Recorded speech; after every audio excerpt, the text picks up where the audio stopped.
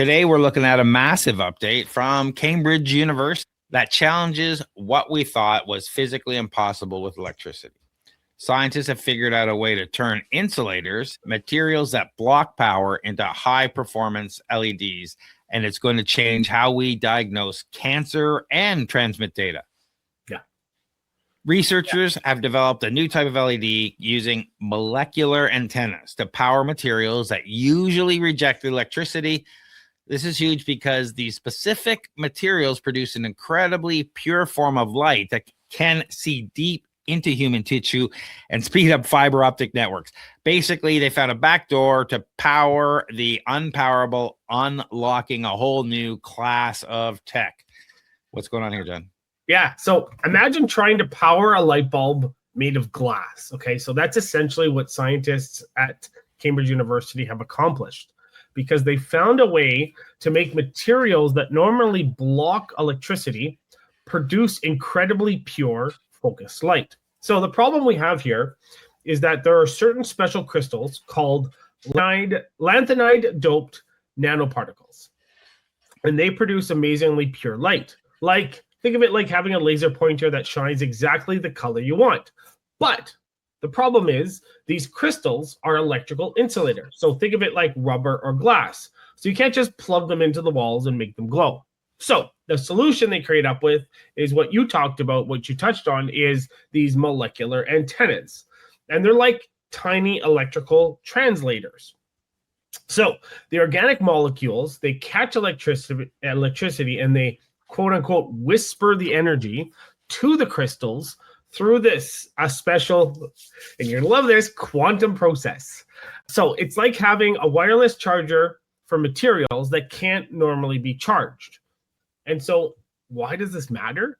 It's essentially, like you touched on, it could revolutionize medical imaging. It could allow doctors to see deeper into the human body with incredible precision. So think of it like this. Imagine surgeons being able to spot tiny cancer cells that current technology misses. Or, then you talked about this too, having internet connections that are faster and more reliable because the light signals are so pure. I think this is cool. When I first started reading this, I was like, oh, the blue LED problem is solved. But no, this is even cooler. What are your thoughts? Yeah, I really like this. It overcomes a decade-old physics barrier. We can now use, like you said, lanthanide materials, which have amazing light properties. So I like the fact that, I always look at how is it going to impact us, right? Medical scans produce near-infrared light that penetrates skin easily, allowing doctors to spot tumors or monitor organs without cutting people open. Internet speeds, the light is so pure, specific wavelength that it reduces interference in fiber optic cables, meaning faster, more stable internet. And wearable health, the future of smartwatches could actually track your blood chemistry and organ function, not just your heart rate. So, this is fresh research. It just came out and was published in November 2025. We're looking at a few years before commercial products hit their shelves, and we're not quite sure of the price, obviously, before we see anything, but these materials operate on low voltage, meaning that they're energy efficient and potentially very, very cheap to run. Yeah, and this is cool because sometimes the most significant breakthroughs come from solving problems that seem impossible. And so this is one of those where, like you said, for decades, we believed one way and it was impossible to make these things conduct electricity. And now using quantum physics and quantum theory, they've now been able to electrify these components, if that makes sense. So I like this. And the thing with this is it comes at a time where it kind of coincides with growing demand for precision photonic devices in healthcare, telecommunications, even sensing applications. So and the near infrared window has emerged as critical for next generation biomedical imaging. And that's due to reduced tissue scattering and absorption compared to visible and NAR1 light. So we're talking about NAR2 light, which is 1,000 to 1,700 nanometer wavelength. So this technology, this arrives precisely when the market needs better light sources for these applications. So it's kind of weird that it happened, but at this time, but it's really cool. Yeah, well, you say it's weird that we need it, but like we're still years away from this, right? Like Yeah. right now, they aren't very bright. The antennas only cover about 10% of the particle surface, so light output is low compared to standard LEDs. Manufacturing these at scale is complex. They rely on rare earth elementals like lanthides and precise organic chemistry, which could make the supply chain tricky. So, I, I don't know if it's super convenient. Like there's some thing going on saying we'll create the demand and right at the moment we'll release it. If they had a product entering the market right now, I would maybe be a little fishy, but they don't. Yeah. But the energy transfer from the antenna to particles is over 98% efficient. It operates at just 5 volts, compatible with USB power, a near infrared window, that 1,000 to 1,700 nanometer. The organic molecules act like antennas, catching charge carriers and then whispering it to the nanoparticle, which is surprisingly efficient, said the professor Aske Rao, the lead researcher. So I'm really excited about what this can do for, triple state excitement of a quantum state is usually associated with energy loss, but here it's been harnessed to tunnel energy into the insulator. So that's very interesting to see if that'll cross over into different industries. Yeah. So I'm excited about this, but I think we're still a few years away from seeing any applications anywhere. Yeah, I think we're about 5 to 7 years away from specialized medical applications. They've already proven it in a lab, right? And it's not like they're using exotic materials or anything like that. Well, kind of, but not really. But nothing that would seem that it would hinder them too much, obviously, from proving this and scaling it up.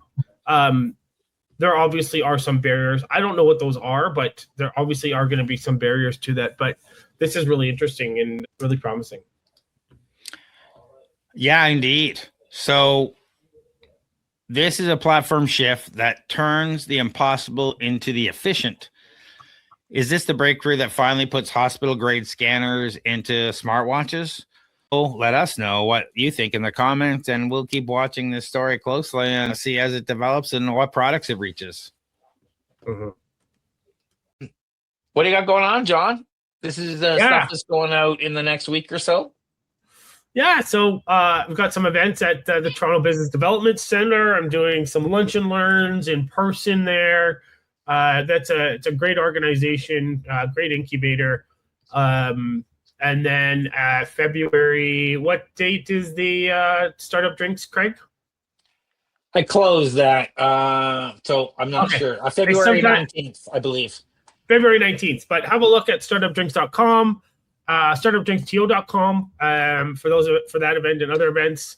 If you need some help with government funding, SHRED, or any other grants, reach out to me on LinkedIn. But if you're interested in AI automation workflows or you need help with your business, what can they do, Craig? Well, we've got lots of stuff going on over at flowgrammer.ca where we help businesses implement AI and business automation so they can scale faster and more reliable, get more leads, grow faster. We also have a growing community over at flowgrammers.ca where we do Flowgrammer Cafe, we do live build events, we do demo events, we get the community together online and in person several times a month to show and demo and support anybody who's trying to do this, learn automation, end-to-end AI agent building. So check all that out. We have a series of events called Flowgrammer Cafe. The next one's February 6th, March 6th, and April 2nd. We do those right now in partnership with Workhouse, and those are full day drop-in headphones, laptop, and work. And we'll have some experts on site that can help you troubleshoot. And we all kind of do a little walkthrough in the afternoon about what you're working on and, show us what you're working on and stuff. And it's really cool. So check all that out over at flowgrammer.ca and flowgrammers.ca, and coming soon. And you can sign up for this now, flowgramming.space. An AI agent and workflow marketplace where people can buy and sell agents or workflows. So if you're building agents and don't know what to do with them, where to sell them, go over there and check that out. Again, flowgramming.space.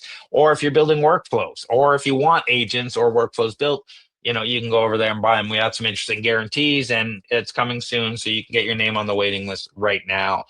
That's all we got going on, John. For everything else, go to torontostarts.com. I don't even think I mentioned it that whole time. Thanks everyone for watching. All the information about CES, and these interesting things. Any last words, John? No, check out our next episode. We're going to be talking about the weird stuff at CES. So, all right, everyone. Thanks for watching.